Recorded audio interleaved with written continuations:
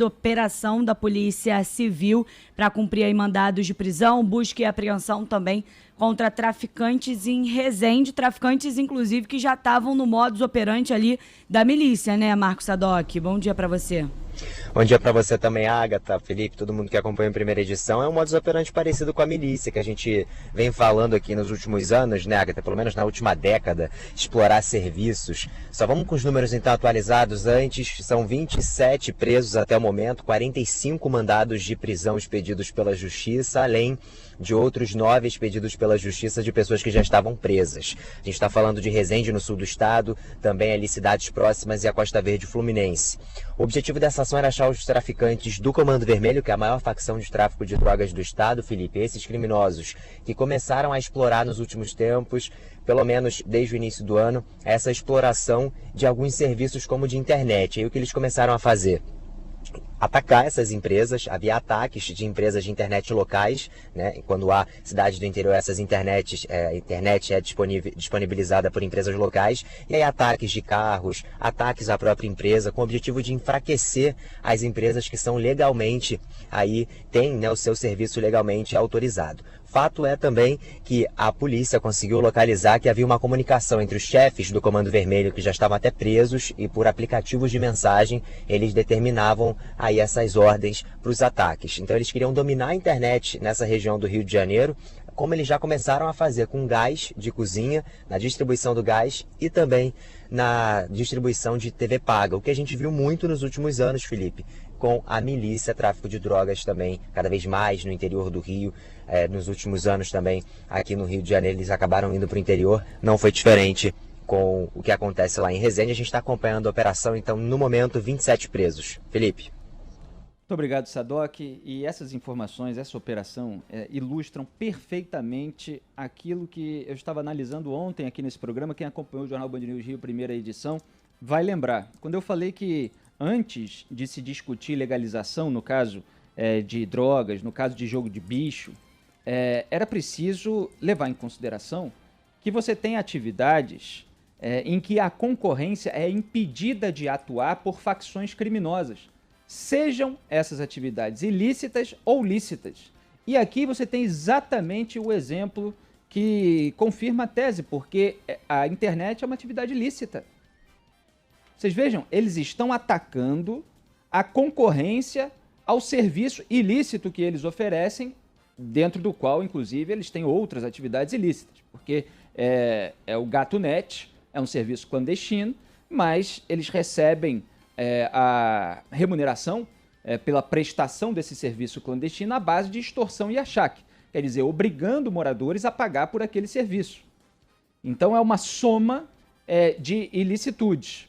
Mas a internet, ela é livre para a concorrência da iniciativa privada entre as operadoras. Eles estão impedindo a iniciativa privada de atuar para que os moradores da região que eles dominam, que eles controlam, usem apenas e tão somente o serviço deles, sem que haja qualquer risco para a atividade que eles querem dominar. Repito, uma atividade lícita. Então se discute muito legalização quando, na verdade, nós temos um problema de segurança pública em primeiro lugar. Quem é que garante que, até se legalizando droga, até se legalizando jogo do bicho, que qualquer empresa privada legalmente instituída vai conseguir vender esses produtos e gerar arrecadação de impostos? Porque é sempre uma narrativa assim, né? As alegações dos defensores. E a realidade é mais complexa. Eu não estou nem fazendo juízo de valor a respeito de ser contra ou a favor. Aliás, uma das minhas funções aqui analíticas é justamente mostrar como a realidade é mais complexa do que uma posição favorável ou desfavorável em determinadas pautas. O Brasil precisa sair desse maniqueísmo, desse binarismo que estupidifica as pessoas e impossibilita o debate público. A gente está vendo isso agora, aliás, lá na esfera federal, no caso do voto impresso, por exemplo. Então, muita gente gritando sim, achando que é a coisa maravilhosa, outra gente gritando não, achando que é a coisa terrível, e os grupos se ofendendo, etc. E ninguém discute a aplicação prática em todos os seus procedimentos.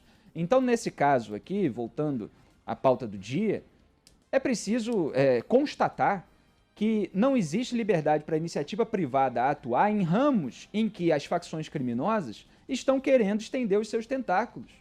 E aí você tem um problema que exige a comunicação das esferas federais, estaduais, municipais, porque o Brasil é um país continental, porque as armas que tornam as facções criminosas poderosas, elas entram pelas fronteiras, então existe uma responsabilidade do governo federal, existe uma responsabilidade do governo estadual, que é a da própria segurança pública do Estado, mas também das rodovias estaduais, existe a necessidade de comunicação e diálogo entre os estados, porque você tem as rodovias interestaduais, além das rodovias federais. Parte da responsabilidade do governo federal, porque é por elas que se escoam as armas que possibilitam essa sensação de onipotência a ponto dos traficantes estarem atacando veículos aí de operadoras de internet para que eles não atuem na região. Eles não fazem isso com a força bruta do corpo, um monte de marombeiros que estão impondo a sua vontade porque eles têm um muque muito grande. Não, eles têm fuzil, eles têm pistola, eles têm granada, eles têm, às vezes, importado quebra-chama, né, como o Rony Lessa estava importando e querendo se defender, usando até o decreto de Jair Bolsonaro que flexibiliza a posse de armas. Lembrando, mais um tema que não pode ser tratado de maneira binária. Dentro dessa discussão, a favor ou contra? Ah, você é a favor, você é contra? Ah, então você é direitista, então você é esquerdista. Tem uma série de itens que precisam ser levados em consideração. Ora, se flexibiliza a compra para quebra-chamas, os milicianos e os traficantes que atuam de maneira ilícita, eles vão importar ou vão tentar conseguir quebra-chamas para que os seus próprios atiradores, bandidos, criminosos, a gente não está falando de atividade ilícita de gente do bem, eles não sejam localizados, porque não sai faísca da arma. E aí eles vão poder matar com mais facilidade, eles vão poder achacar e extorquir com mais facilidade.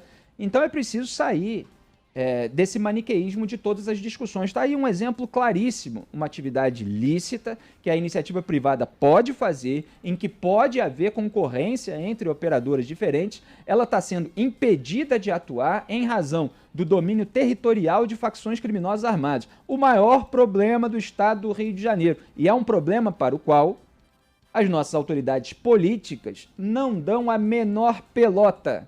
Essa que é a verdade. Vocês estão vendo nesse momento de debate público do país, a preocupação efetiva com a segurança pública. Não, o que está se discutindo é a eleição. Ontem na Câmara, a discussão é a reforma suposta, né, entre aspas, aí, monte de aspas, coloquem aí, eleitoral. Ah, bota o distritão, que é o bode na sala. Não passa o distritão, mas se consegue o retorno das coligações, que também facilita ali o trabalho de legendas de aluguel, etc. O outro é voto impresso, urna eletrônica e tal. E cadê a preocupação com a segurança pública, que impede os moradores de terem tranquilidade e impede as empresas privadas de atuar? Como é que o investidor vai colocar dinheiro num país assim, em que a transportadora da sua mercadoria, ela é alvejada por facções criminosas, quando elas vão fazer instalações, por exemplo, em que os cabos são furtados porque eles precisam, os traficantes, eventualmente milicianos, formar toda a estrutura de gatunete, uma das múltiplas fontes de renda das quais dispõe, para além das construções irregulares, que rendem uma fortuna,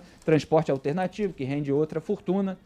Então, vocês entendem a gravidade que é facções criminosas terem vários tentáculos de atividades ilícitas e querer o monopólio de atividades que são lícitas, atacando qualquer concorrente, mesmo que esse atue de maneira legal. É um absurdo, é o caso que deveria ser o foco do debate público hoje no país. Lamentavelmente não é, por interesses escusos, por interesses outros, privados, particulares, que se sobrepõem ao interesse da sociedade brasileira. Inclusive, Felipe, mais cedo a gente comentava ainda com o Rodolfo no jornal sobre a atuação desses criminosos na Rocinha, por exemplo, que a moradora teve 2 botijões de gás confiscados pelos traficantes, porque para comprar gás tem que ser dentro da comunidade e dentro dos locais que eles autorizam. E aí ela falou, gente, mas é R$120 aqui dentro. Lá fora, na pista, né, como eles chamam, é R$80. Ela conseguiria comprar 2 por quase o preço de 1. E mesmo assim ela perdeu os 2 botijões por causa disso. Pois é. Então você tem gente comprando produtos que são legais e sendo impedida de usar esse produto, sendo impedida de comprar, a venda, o comércio é impedido de vender, a operadora é impedida de atuar. Quem é que pode garantir que a mesma coisa não aconteceria se as farmácias começassem a vender maconha, cocaína, se elas não seriam metralhadas, se o transporte de drogas não resultaria em roubo de carga, inclusive, para que os traficantes vendessem. Quer dizer, você não tem uma estrutura no Brasil para evitar que essas coisas aconteçam. E aí começa uma discussão que é baseada numa realidade paralela, num conto de fada. Ah, não, é só legalizar e pronto, aí nós vamos arrecadar mais dinheiro e tal, não sei o quê. E a realidade do Rio de Janeiro? E a facção criminosa que tem poder de fogo, que atua com essa sensação de onipotência e com impunidade, porque a legislação também é branda, ela vai sumir de repente? Ela vai deixar tudo isso acontecer numa boa? Já não deixa no caso do botijão de gás, já não deixa no caso da internet. Então o problema é muito mais complexo. Repito, não estou nem fazendo juízo, estou colocando aqui a questão porque são elementos que estão fora do debate no Brasil e aqui a nossa função é trazer os elementos para que as pessoas possam refletir a partir deles.